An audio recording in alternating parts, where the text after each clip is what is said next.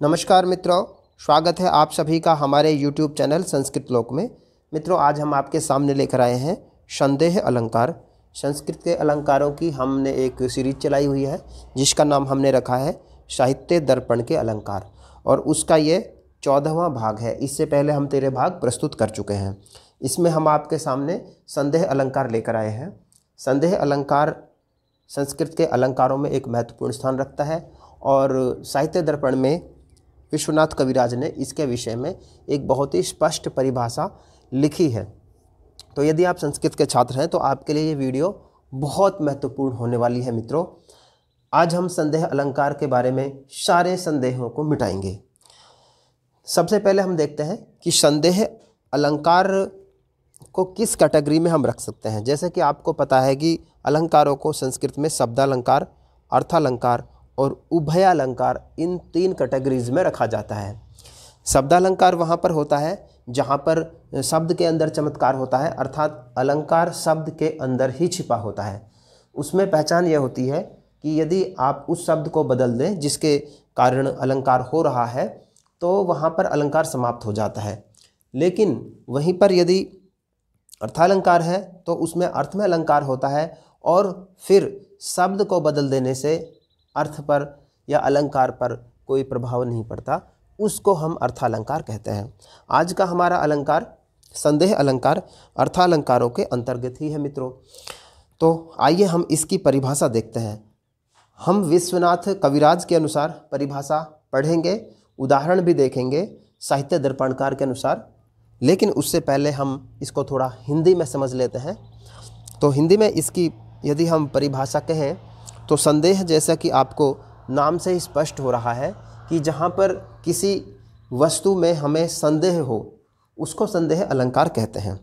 लेकिन यह संदेह रूप, रंग आदि के सादृश्य से जहाँ उपमेय में उपमान का संशय बना रहे वहाँ संदेह अलंकार होता है। ये जो अलंकार होता है ये शुद्ध संदेह नहीं होता। मनुष्य को उसमें सचमुच संदेह हो ऐसा नहीं है। यहाँ पर ये जो संदेह है ये कवि अपनी प्रतिभा से उत्पन्न करता है, अर्थात उसमें ऐसा लगता है कि इसको यहाँ पर संदेह है। इसके स्पष्टीकरण हम आगे देखेंगे कि ये किस तरह से होता है। लेकिन आप अभी के लिए समझ लें कि संदेह अलंकार में संदेह को कवि अपनी प्रतिभा से उत्पन्न करता है, और वो संदेह, जैसा कि हमने यहाँ पर लिखा है कि वो संदेह बना रहता है। यदि संदेह समाप्त हो जाए तब हम उसे संदेह अलंकार नहीं कहते। संदेह लंबे समय तक बना रहे और कविता को पढ़ने से या श्लोक को पढ़ने से हमें ऐसा लगे कि हाँ, यहाँ पर कवि को संदेह हुआ है, तो वहाँ पर संदेह अलंकार होता है। देखिए, इसका एक लौकिक उदाहरण हम देखते हैं। हिंदी की एक प्रसिद्ध, बहुत ही प्रसिद्ध वाक्य है, सारी बीच नारी है कि नारी बीच सारी है। यहाँ पर कवि को यह संदेह हो रहा है कि ये जो सामने खड़ी हुई है, ये जो नारी खड़ी हुई है, क्या ये साड़ी के बीच में ही नारी छिपी हुई है या फिर इस नारी के बीच में ही साड़ी छिपी हुई है। तो उन्होंने कहा कि सारी बीच नारी है कि नारी बीच साड़ी है। अब यहाँ पर एक तरह से उसको संदेह है और संदेह का निवारण नहीं हो रहा है, तो यहाँ पर इसे संदेह अलंकार कहेंगे। और जैसा कि हमने आपको बताया था कि वो कवि की प्रतिभा से उत्पन्न होना चाहिए। अब यदि आप कहीं भी महिला को साड़ी में देखेंगे तो ये तो सबको स्पष्ट हो जाएगा कि हाँ, महिला ही यानी कि नारी ही साड़ी के बीच में है, क्योंकि महिला ने ही साड़ी को पहना हुआ है। लेकिन यहाँ पर एक तरह का चमत्कार उत्पन्न करने के लिए, एक अलंकार उत्पन्न करने के लिए उन्होंने कहा कि सारी बीच नारी है कि नारी बीच साड़ी है। इस तरह से जब बोलते हैं तो ये सुनने में अच्छा लगता है और एक तरह से चमत्कार उत्पन्न होता है। इस तरह से हमें कविता अच्छी लगती है, इसलिए ये संदेह अलंकार यहाँ पर हो गया है। तो ये हुई हमारी हिंदी में इसके बारे में बात। अब हमें ये लगभग समझ में आ चुका है कि संदेह अलंकार किसे कहते हैं। आप अब तक समझ चुके हैं कि संदेह अलंकार वहाँ पर होता है जहाँ पर रूप, रंग आदि के सादृश्य से उपमान में उपमेय का संशय बना रहे। याद करें मित्रों, संशय बना रहे, वहाँ पर संदेह अलंकार होता है। अब हम संस्कृत में विश्वनाथ कविराज ने साहित्य दर्पण में इसकी क्या परिभाषा दी है, उसको देख लेते हैं, क्योंकि वही हमारी परीक्षाओं में आने वाली है। तो देखिए, विश्वनाथ कविराज ने साहित्य दर्पण में लिखा है, संदेह अलंकार की परिभाषा लिखते हुए वो बोलते हैं, संदेह प्रकृते अन्यस्य संशय प्रतिबोधित है, शुद्धो निश्चय गर्भो अशौ निश्चयांत इति त्रिधा। कहते हैं कि उपमेय में उपमान के संशय को संदेह अलंकार कहते हैं, परंतु उस संशय को कवि की प्रतिभा से उत्थित होना चाहिए। चमत्कारक संशय ही अलंकार कहलाता है। ये वही बात हुई जिसको हम कई बार इससे पहले बोल चुके हैं। वो कहते हैं कि उपमान में जब उपमेय का संदेह किया जाए तो उसको संदेह अलंकार कहते हैं, लेकिन वो संशय ऐसा नहीं है कि वो संशय सचमुच का संशय होना चाहिए, नहीं, वो संशय कवि की प्रतिभा से उत्पन्न होना चाहिए, उसको संदेह अलंकार कहा जाता है। आइए साहित्य दर्पणकार ने इसकी क्या परिभाषा दी है उसे भी देखते हैं।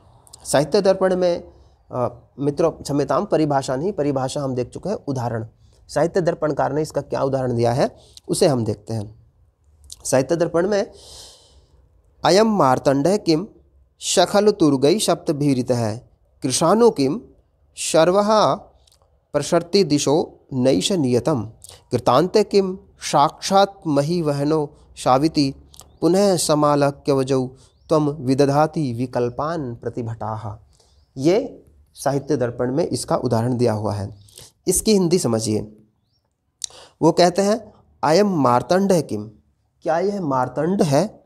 एक राजा है, इसकी हम आपको थोड़ा संदर्भ बता देते हैं। एक राजा हैं, वो कहीं पर युद्ध के लिए जा रहे हैं, तो उनका गुणगान करने के लिए कवि इस श्लोक को पढ़ रहे हैं। वो कहते हैं कि राजा किस तरह का है। तो सबसे पहले कहते हैं कि अयम मार्तंड है किम, तो वो संशय मन में ला रहे हैं कि क्या यह मार्तंड है?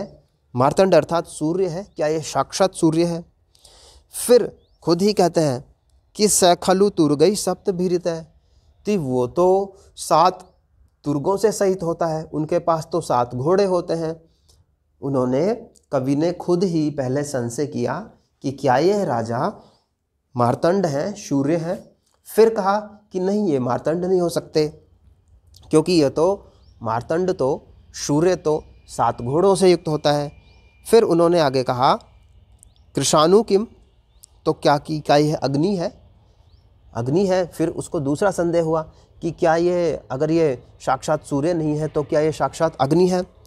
फिर खुद ही कहते हैं सर्वः परशक्ति दिशो नैष नियतम, कि जो अग्नि होती है वो तो चारों तरफ फैलती है, लेकिन नियत होकर नहीं फैलती, एक समान चारों तरफ नहीं फैलती। और ये जो हमारे सामने है, ये तो एक समान चारों तरफ फैल रहे हैं, इनका ओज एक समान चारों तरफ फैल रहा है, तो ये अग्नि भी नहीं हो सकते। आपने अग्नि को देखा होगा कि अग्नि जब उसकी लपटें उठती हैं तो वो चारों तरफ नहीं जाती, वो केवल ऊपर की तरफ जाती हैं, और वहाँ भी वो इधर उधर हिल जाती हैं यदि हवा आदि होगी तो।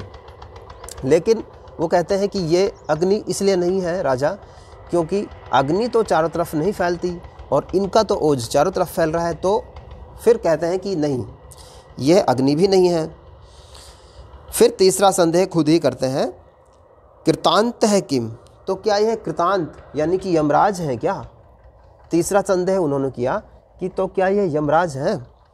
फिर खुद ही कहते हैं कि साक्षात महिष वहनो साविती, कि वो तो साक्षात महिष पर, भैंसे पर बैठे हुए रहते हैं, तो इसलिए शायद यह यम भी नहीं है। तो उनको 3 संदेह हुए। और अंतिम लाइन में कहते हैं, मित्रों, पुनः समालोक्यो, वह कहते हैं पुनः समालोक्या जो त्वम विदधाति विकल्पान प्रतिभटाः, कि अर्थात इस राजा को यहाँ पर रण में देख करके प्रतिपक्षी जो वीर हैं, विरोधी सेना के जो वीर हैं, वो इस तरह के संदेह किया करते हैं। ये जो संदेह हमने 3 किए, कहते हैं कि इस तरह के संदेह उनको हुआ करते हैं। तो यहाँ पर हमने देखा इस उदाहरण में कि उनको बार बार संदेह हो रहा था, और फिर वो संदेह का निवारण भी खुद ही करने की सोच रहे थे। तो ये बार बार उनको संदेह हुआ, और ये संदेह कोई असली वाला संदेह नहीं था, ये कवि की प्रतिभा से उत्पन्न संदेह था। तो जहाँ भी कवि की प्रतिभा से उत्पन्न संदेह दिखाई दे और वो संदेह बना रहे, उसी को हम संदेह अलंकार कहते हैं। तो मित्रों, ये हमने संदेह अलंकार के बारे में चर्चा की। मित्रों, ये हमारा YouTube चैनल है जिस पर हम इस तरह के वीडियो लाते रहते हैं, और ये हमारा वादा है आपसे कि आप हमारे इन वीडियो को यदि देख लेते हैं तो आपको इसके बारे में, उस विषय के बारे में पूरा समाधान मिलेगा, और आपके मन में उसके बारे में कोई चिंता करने की कोई आवश्यकता नहीं होगी।